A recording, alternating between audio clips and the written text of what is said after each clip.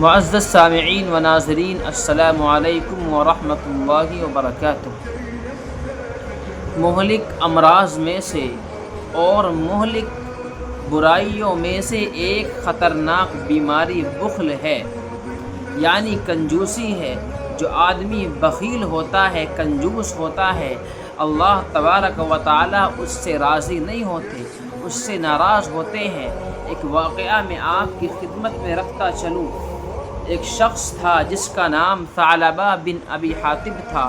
وہ نبی اکرم صلی اللہ علیہ وسلم کے پاس آیا اور آ کر کے آپ سے کہتا ہے، یا رسول اللہ، آپ میرے لیے مالی وسعت کی دعا فرما دیجئے کہ اللہ مجھے مال عطا کرے۔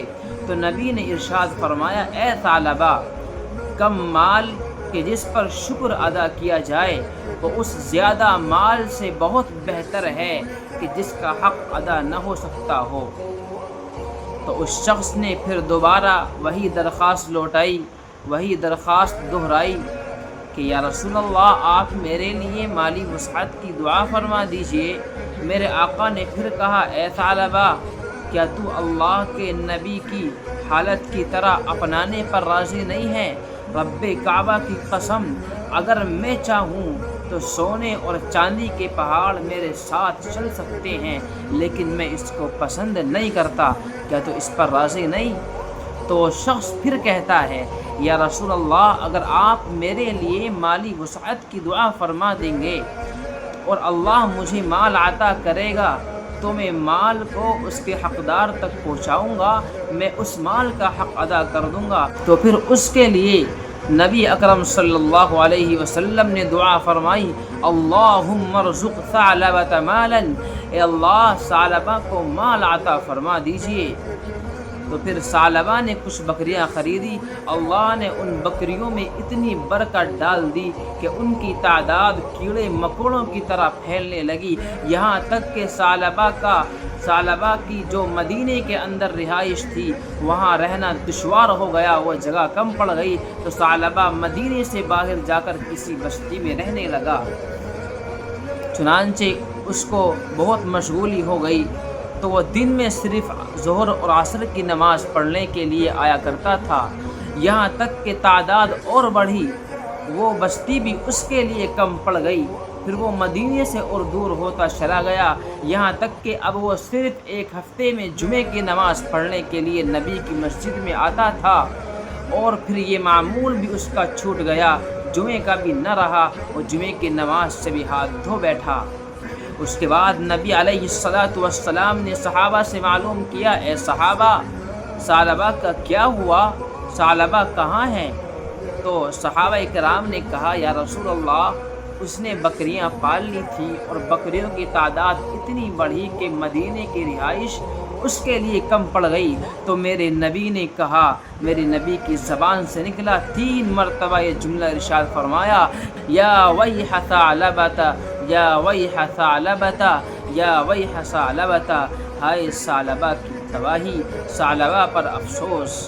اس کے بعد اللہ تبارک و تعالیٰ کی طرف سے وحی نازل ہوئی، قرآن کریم کی آیت کریمہ اتر کر کے آئی، صدقات وصول کرنے کے تعلق سے، زکوٰۃ وصول کرنے کے تعلق سے۔ تو نبی اکرم صلی اللہ علیہ وسلم نے اپنے 2 سفیروں کو ثعلبہ کے پاس بھیجا، اور ایک دوسرا شخص تھا جس کا نام سلمہ تھا، اس کے پاس بھیجا کہ جاؤ اور وصول کر کے، صدقات وصول کر کے لے کر کے آؤ۔ تو وہ 2 سفیر جاتے ہیں، پہلے ثعلبہ کے یہاں پہنچتے ہیں اور جا کر کے نبی کی تحریر سناتے ہیں کہ اے ثعلبہ، نبی نے مطالبہ کیا ہے کہ اپنے مال کا کچھ حصہ نکال کر کے دے دیا جائے۔ وہ تحریر جیسے کہ ثعلبہ نے سنی تو ثعلبہ نے کہا، ارے یہ کیا چیز ہے؟ میں اس کو نہیں جانتا، میں اس کو نہیں پہچانتا، یہ تو مجھے جزیہ اور ٹیکس کی شکل معلوم ہوتی ہے، یہ تو جزیہ اور ٹیکس ہے۔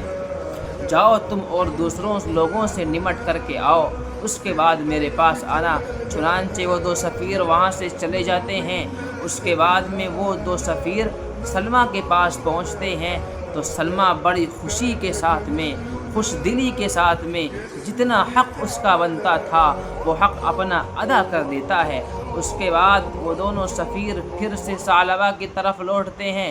ثعلبہ پھر ان کو یہی بات کہہ کر کے ٹال دیتا ہے کہ یہ تو جزیہ اور ٹیکس ہے۔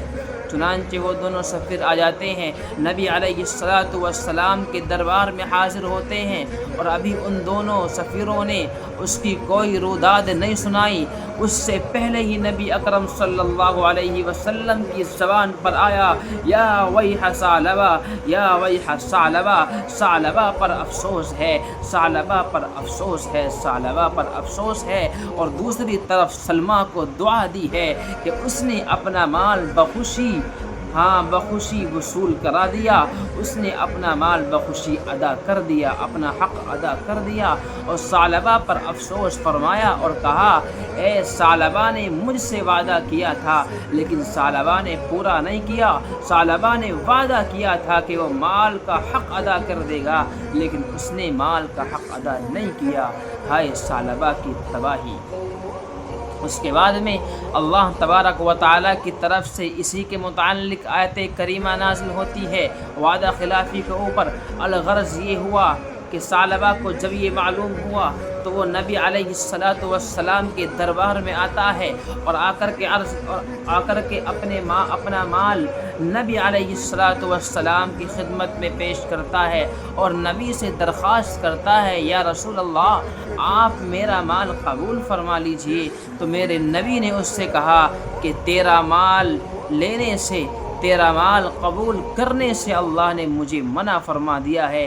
یہ بات سن کر ثعلبہ بڑے ہی افسوس میں پڑ جاتا ہے، بڑے افسوس میں پڑ جاتا ہے، اپنے سر پر مٹی ڈالنے لگتا ہے۔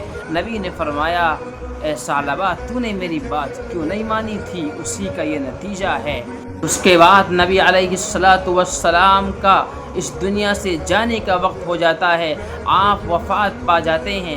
تو آپ کے وفات پا جانے کے بعد یہی ثعلبہ بن ابی حاطب حضرت ابو بکر، حضرت عمر، حضرت عثمان کے پاس اپنا مال لے کر کے آتا ہے کہ آپ میرے مال کو قبول فرما لیجئے، لیکن وہ تینوں صحابی، وہ نبی علیہ السلام کے تینوں یار حضرت ابو بکر، حضرت عمر، حضرت عثمان یہ کہہ دیتے ہیں کہ جب ہمارے آقا و محبوب نے، ہمارے نبی نے تیرا مال قبول نہیں کیا تو ہم تیرا مال کیسے قبول کر سکتے ہیں؟ چنانچہ مال قبول اس کا انہوں نے بھی نہیں کیا۔ اب آپ دیکھیے کہ ثعلبہ بن ابی حاطب کہاں پہنچ گیا۔ مال کی حرص نے، بخل نے، لالچ نے اس کو کہاں تک پہنچا دیا۔ اور اس واقعے سے ایک سبق ملتا ہے، ہمیں وہ سبق یاد رکھنا چاہیے کہ جب اپنے ذمے میں کوئی شرعی مالی حق واجب ہو جائے تو اس کو خوشی کے ساتھ، خوش دلی کے ساتھ اس کو اس کے وقت پر ادا کر دیا جائے۔